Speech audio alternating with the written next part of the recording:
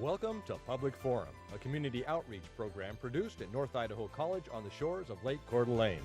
Featuring guests from around the globe addressing a wide variety of subjects, Public Forum serves to educate and enlighten. Please join host and moderator, political scientist Tony Stewart, in welcoming today's guest. I am very pleased to welcome you to a two-week series that we titled Native American Performances in Film, Television, and Theater. It's just a wonderful opportunity that we want to thank the Autry National Center in Los Angeles, California. They have funded these particular guests and programs, and we're grateful.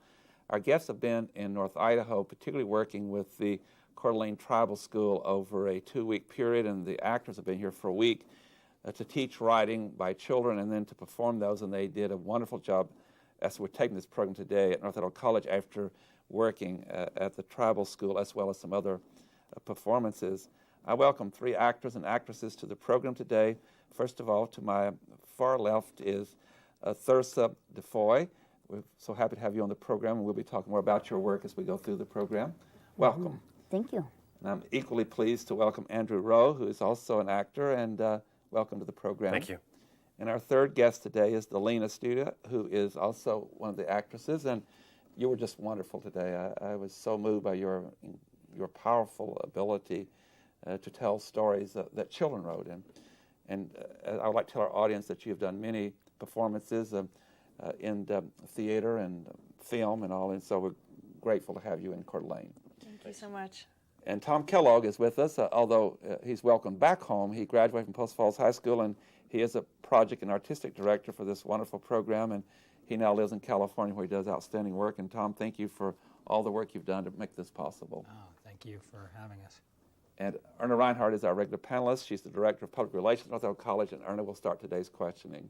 Welcome to all of you. This is going to be a great discussion. I want to start with my first question with Tom and have him provide our viewers with just a very general overview of what the project is that you just completed up here in Coeur d'Alene.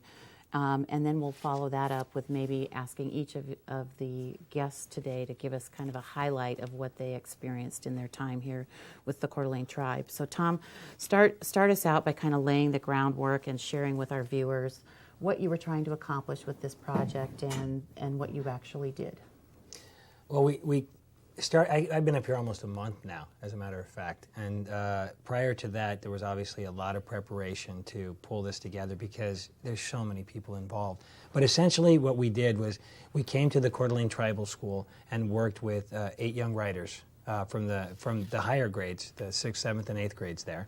And we brought mentors in from the University of Idaho, master's acting and writing programs, which is 35 miles away. So they came up every day and worked with us in a 2-week intensive playwriting process. These young people learn basic aspects of playwriting on a daily basis and then write a one-act play. And so that one-act play, each of the 8 writers completed. And this is where we are at this moment. The actors arrived a little over a week ago. All of the actors that are here sitting in front of you have been involved in this project in Los Angeles, have been mentors. They know the process thoroughly. And as a matter of fact, 6 months ago when we knew we had the okay to come up here, they all said, please, can I go? So they were all looking forward to coming to Coeur d'Alene, maybe a little bit because I kept talking about it a lot, but also because they love working with the young people. I think it's important to all of us to work within the community. So, you know, on one level we say mentoring. I think we feel strongly that the young people give us as much back. So that's why we keep coming back and doing this work. Share with us, how did the students from the tribal school, were they selected to participate, or how did that part of it happen? We started with the higher grades because many of them, you know, will be moving on or not. I mean, this was a concern, and when we talked to Dr. Meyer, the principal, and Bob Svoboda, who's the superintendent, this is a critical time. The tribal school is a little further out than the public schools, and so the 8th graders will be moving on to high school. And so we said, let's start with the upper grades and move our way down, because what we're hoping to do, we've already got a commitment through the Autry for another year commitment. So we know we're coming back next year. But we would like to believe that we have an opportunity to create something that could go on year year in and year out. So we said all of the younger grades will get an opportunity to move up into that and maybe look forward to that as time goes on. Excellent. And Thirza, we're going to explain to us maybe a highlight of this week-long experience working with the kids. What was the best part of the week for you? Well, the highlight for me was to see these kids really progress, like from the time they left their writing mentor at the University of Idaho to the time they met us. Definitely was an experience working with these young writers. And also the interaction highlight for me was getting to work with them on an individual basis. The small moments that we lived in, walking to and from the school to their ride outside, and kind of having an interaction with them on that basis was also very special, I think, between like the actors and performers and the young writers, as acting as role models, and really, those moments, taking so much life and putting it into those moments, and really melding together something special with these young people. Great. And Andrew, same question. Yeah, I think my highlight is seeing the kids really respond when they get to see their work performed by professional actors, because when you first meet them, we don't know them that well, obviously, and we still don't, but we've got to know them a little bit. And when they're on stage sitting up there with us, they really light up. And I really enjoy seeing young people proud of themselves and proud of their work.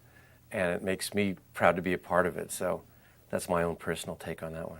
Because you guys were really the people that made their life come to life, right? Yeah. Yeah, but they wrote it. They gave us the life, so. That's excellent. And Delina? I have to agree with both of them. It's probably one of the most beautiful experiences I've been fortunate enough to have. It's always interesting when you first meet the young playwrights, because first they're standoffish, they're shy, they don't want to get up while their play's being read. And so just watching them transform, going from, oh, I really don't want to do this, I don't want to do this, until today at the very end where they're throwing their arms up in victory, telling everyone to come out, take their bows. And in the backstage, I don't know if you could hear it, but from the wings, they were cheering the others on. And it just meant so much to me. And I think one of my highlights today, I was reading this play by Shireen, and it was a beautiful play. It was about a mermaid and a horse, and they have to say goodbye.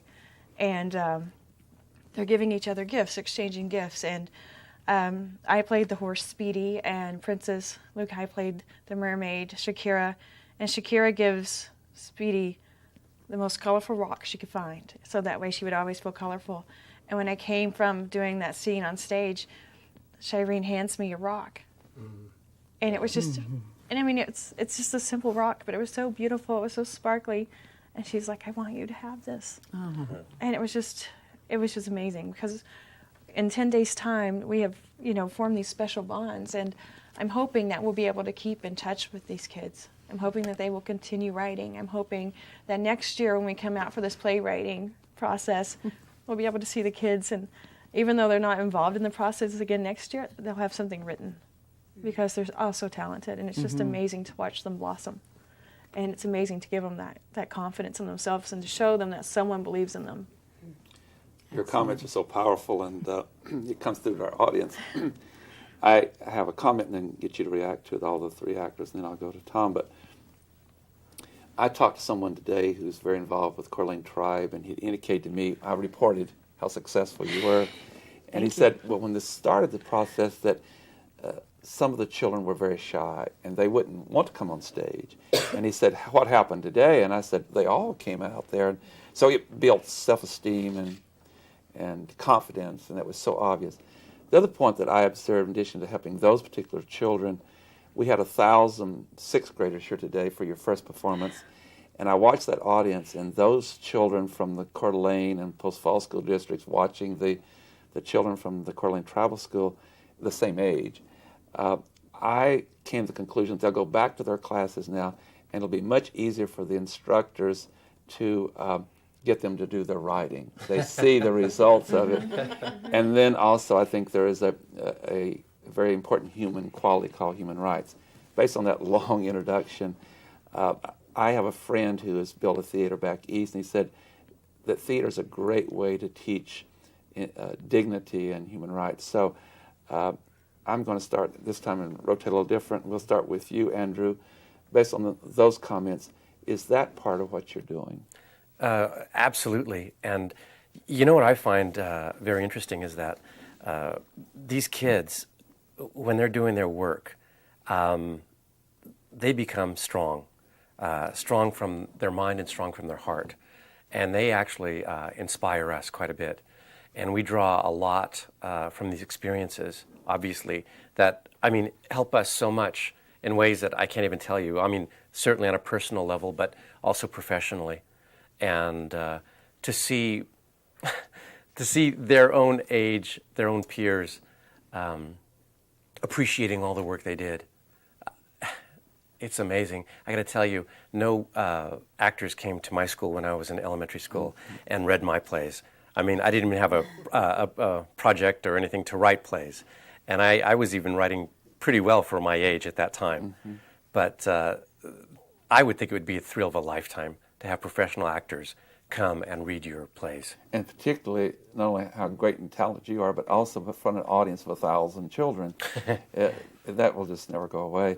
Now go on over now to Delina, and I just, I was just watching all this so clearly, and I saw such energy, and particularly the performance you did. And would you respond to what you think the impact it leaves on here in North Idaho, just a huge number of children? Well, I think it shows them that anything is possible. I remember from my small town, I grew up in a very small town in Oklahoma. I think it had less than 2,000 people. We had one stoplight.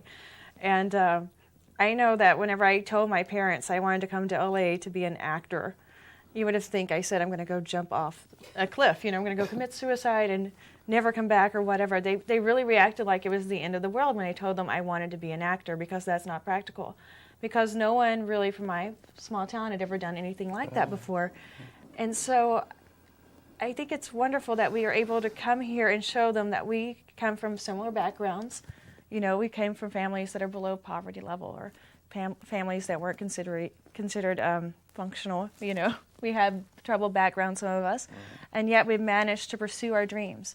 And even though we decided to dream big, it wasn't impossible. We were able to achieve that. And it shows them that complete strangers can believe in you. Yeah. To give you faith, to give you courage. And that's the greatest thing I think this process has, is we come into this town and we show these kids that we believe in them.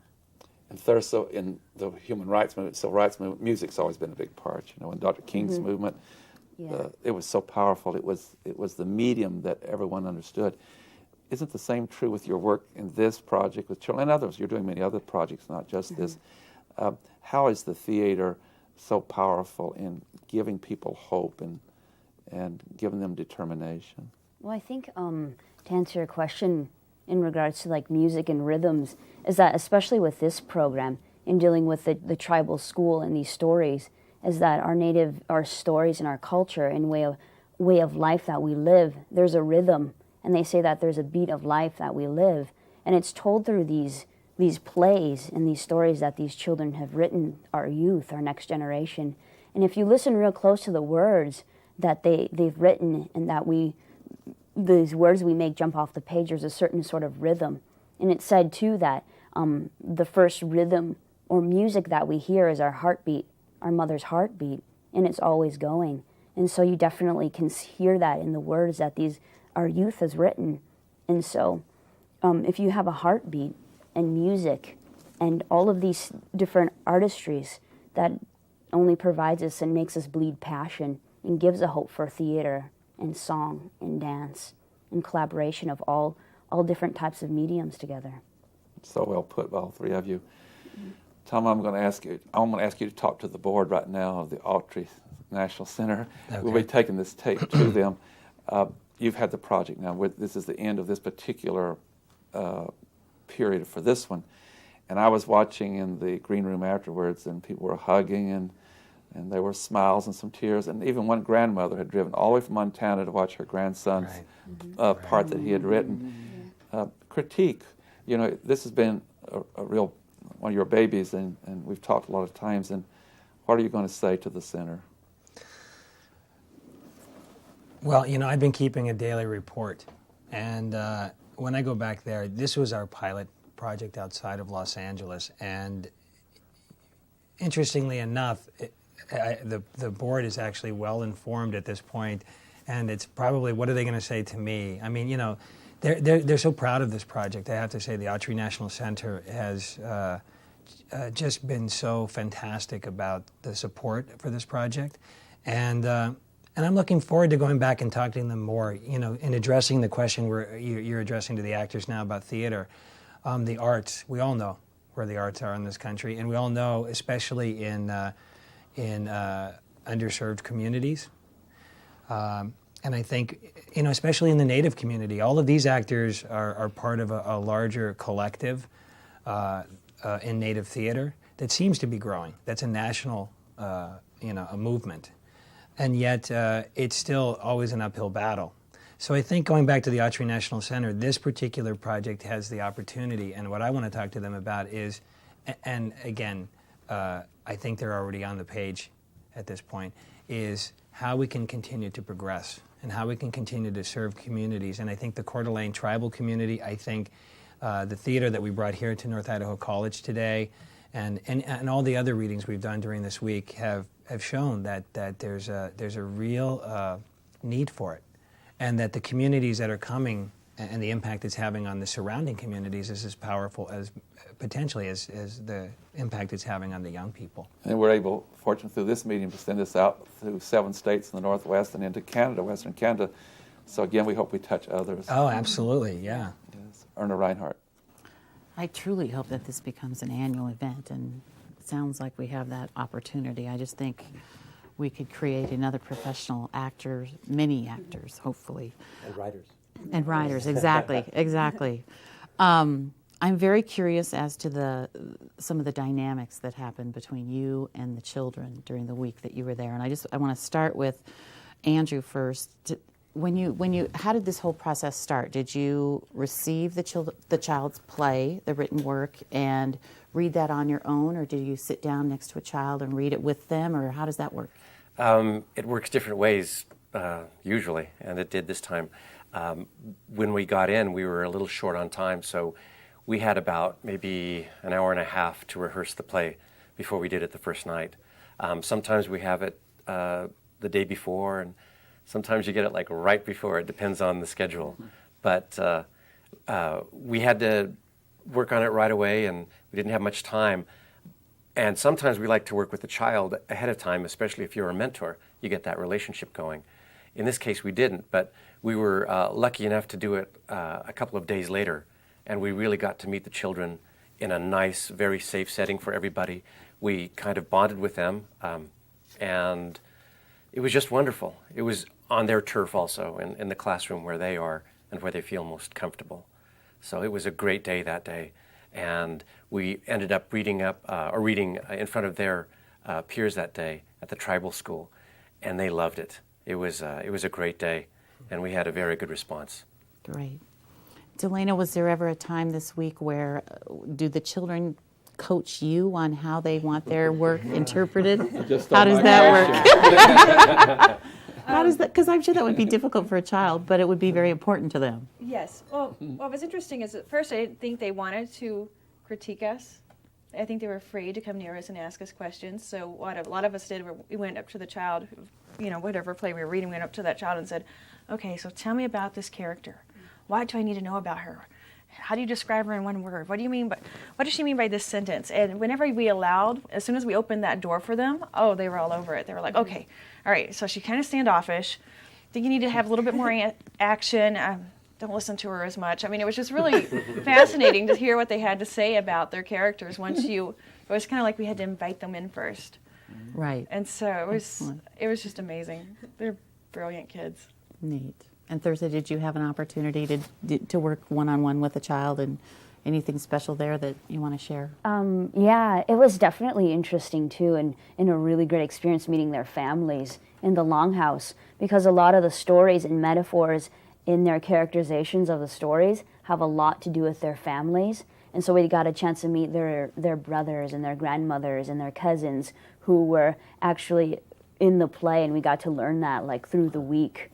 and develop the characters as us as actors too. So Now, several of the stories, several of the plays had animals in them. Did you kind of give them a template at all, Tom, or how did that work? The program is very structured towards this one-act play, and the young people work with some very sophisticated tools, actually. You know, I've been doing this work for many years and found in sort of an evolution that young people are much smarter sometimes than we give them credit for. And I think many of these actors, because they've been through the process, talk about in the day-to-day process, there are tools there, and they're fundamental playwriting tools. They're pretty solid. So even we walk away and talk for hours. You would not believe how much time we spend talking about this material. It's so fascinating to us.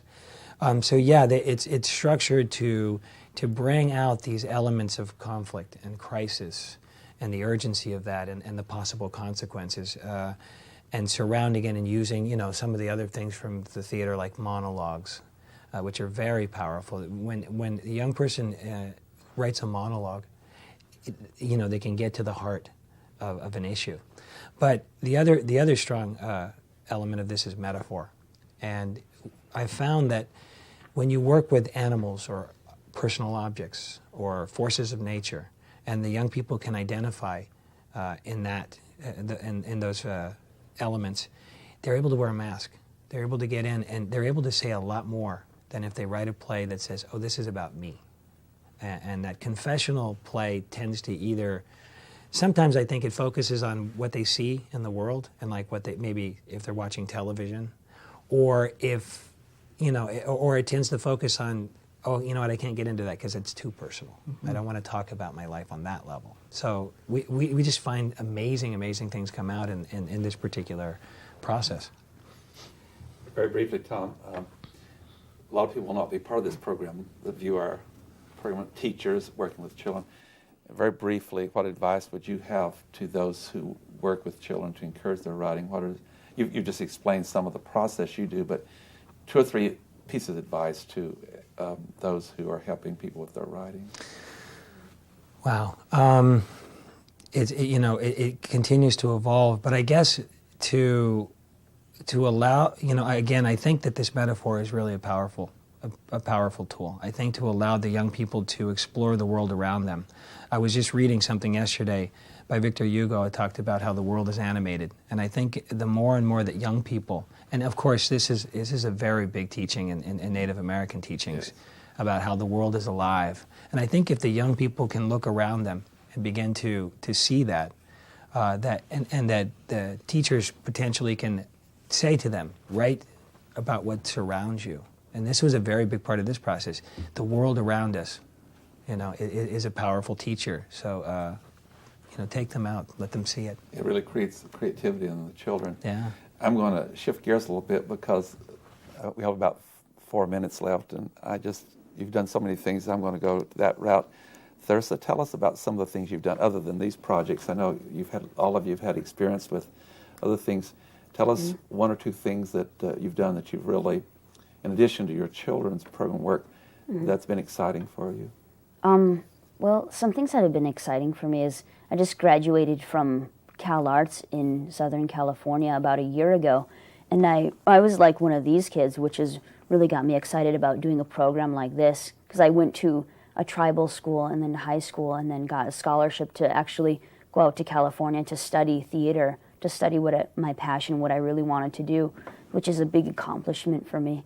And then as well, another project is I do native hoop dancing and storytelling, and I actually go into schools and teach like university students our culture and traditions as well, not only in the United States but around the world, teaching the same message of how we're all connected in a sacred hoop and a sacred circle, and to keep things alive. And you know, that's exciting. And I'm going to have each of you to identify your tribe that you grew. Oh, I'm from the Oneida tribe in Wisconsin, and also the Oneida Nation, and then the Ojibwe Nation in northern Wisconsin.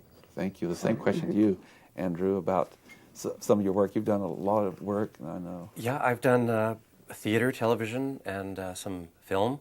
Were you into the program Into the West? I was not Into the West. Okay. I was, my last major film was Picking Up the Pieces with a stellar cast of about 20 stars, not including myself as a star, but it's funny because that doesn't necessarily guarantee things. It went straight to cable. So, but anyway, some of my projects, I'm actually a writer and a director, and I've produced a couple of movies. And if things go right, and I hope they do, I hope to shoot a movie up here maybe next summer, depending on how things go. But one of my screenplays. Yeah. And your tribe? Shasta and Aztec. Right. Shasta from California. Oh, it's so great to have all of you here. And the same question to you. I've been very, very fortunate since I moved here from Oklahoma. One of the first groups I met was Native Voices at the Autry. And through Native Voices at the Autry, I met Marjorie Tannen. Through Marjorie Tannen, I met Alex Rice. Through Alex Rice, I met Renee Haynes. And through Renee Haynes, I got cast in my first feature, which was Skins. And then the part got cut. And so Chris Eyre, the director, promised me he would get me a bigger part the next time a project rolled around. And then I was cast in the ABC Hallmark miniseries Dreamkeeper. And I was cast as what I call the only non-pretty Indian. My character's name was Toxalot, and I was completely covered in blood and dirt the whole time. And I blew up a fort, and I rode horses every day, and I skinned a real buffalo. And I won awards for that part. I won several awards, First Americans in the Arts, the American Indian Film Institute, and Roscoe Pond's Los Angeles Film and Television Review. And then Chris Eyre called, and I auditioned for this part called, it was for Edge of America, which was a Showtime movie about a Native American girls basketball team, and I got the lead in that with Chris Eyre. Congratulations. Yes. And your tribe is? I'm Cherokee. Great. Well, it's just been great to have all of you here. Let's look what talent we have. And we, ladies and gentlemen, are going to continue this next week when we have 3 other actors that have been on this project. And we'll be asking some of the same questions. And as I indicated at the beginning of this program, this is a 2-part series. And I want again, Tom, thank you. And if you will express our appreciation to the Autry National Center for making this possible for us. It's been a great day at North Idaho College. We have had a lot of programs here over, at least my time here, over the last 36 years, and this is one of those special ones. And you've enriched us, and we're so grateful for that. And ladies and gentlemen, again, I hope you've enjoyed this program as much as we've enjoyed bringing it to you, and I'm sure you have. And once again, I remind you that we'll be with you again next week to continue this discussion. Until then, please have a good week. I am Tony Stewart.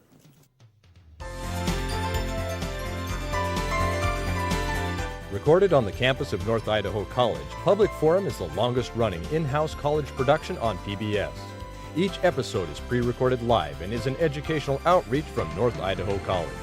Please join us at this same time next week for another edition of Public Forum on this public television station.